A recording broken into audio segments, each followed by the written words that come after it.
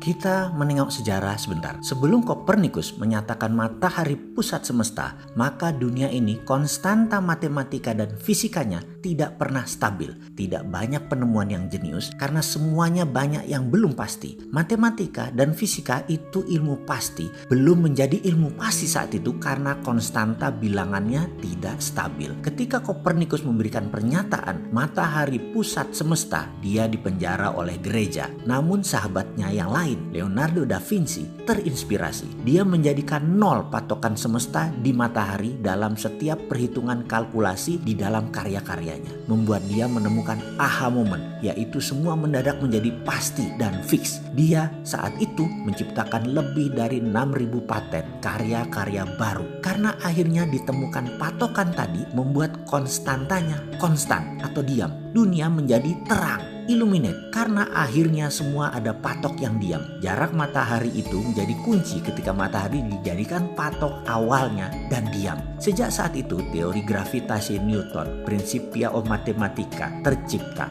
Satuan jarak, satuan waktu, satuan panas, gravitasi mendadak menjadi terukur. Semua free thinker menjadi bergairah. Dunia teknologi permesinan berkembang dengan cepat sejak saat itu hingga puncaknya adalah revolusi industri di Eropa. Eropa mengalami zaman keemasan manusia kedua sejak zaman keemasan pertama periode Socrates, Plato yang penuh dengan kedamaian dan karya tinggi umat manusia. Di Timur Tengah berbarengan dengan itu juga kemajuan ilmu tadi membawa Islam juga dalam zaman keemasannya karena teknologi dan pendidikan. Revolusi industri Eropa tadi akhirnya melahirkan penjajahan atas negara yang belum berteknologi namun kaya sumber daya alamnya. Atas nama kemakmuran negara industri itulah penjajahan terjadi. Lalu ada sebuah wilayah yang makmur yang menjadi incaran negara teknologi itu di abad pertengahan. Wilayah itu mataharinya tercurah 95% dalam 1 tahun. Sumber airnya banyak dan memiliki pegunungan vulkanik dan tektonik yang panjang yang setiap saat memuntahkan sumber pupuk yang subur. Penduduknya bercocok tanam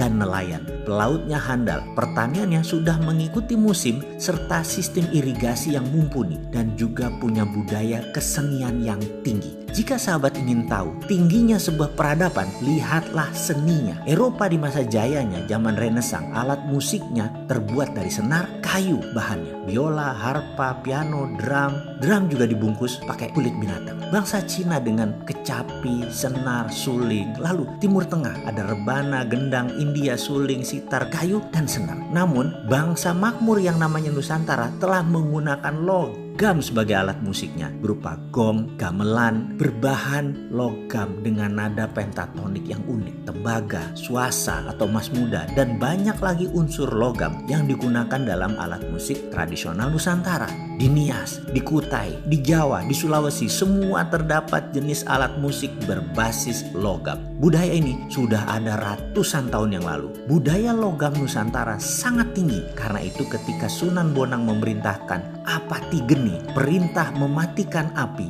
budaya logam disimpan rapi. Semua api peleburan dimatikan, ditutup rapat. Sehingga ketika penjajahan datang di muka bumi Nusantara, bukan saja mereka ingin mencari rempah, namun pastinya mereka mencari budaya logam. Data tersebut hilang di telan bumi. Para sunan tahu penjajah tadi sekali lagi bukan mencari rempah. Ada yang lebih tinggi dari rempah, yaitu mereka mencari budaya logam. Cerita ini mungkin hanya folklore atau cerita rakyat. Namun cerita ini menyebar terus karena tradisi Nusantara adalah budayanya pitutur, bertutur, bukan budaya tulisan. Cerita ini adalah cerita yang biasa mbah-mbah saya ceritakan di malam hari Ba'da Isya di kampung saya dulu. Yang dilanjutkan begini, ada 2 perintah Sunan Bonang kala itu. Yang satunya lagi, yang kedua adalah nanti di generasi 17 setelah dirinya, tinitah sabdo sumurping geni, perintah sabda menyalakan api akan dilaksanakan. Sahabat, sesungguhnya saat ini adalah zaman keturunan ke-17 dari Trah Kasunanan. Jadi sekedar mengingatkan, waktu itu adalah sekarang.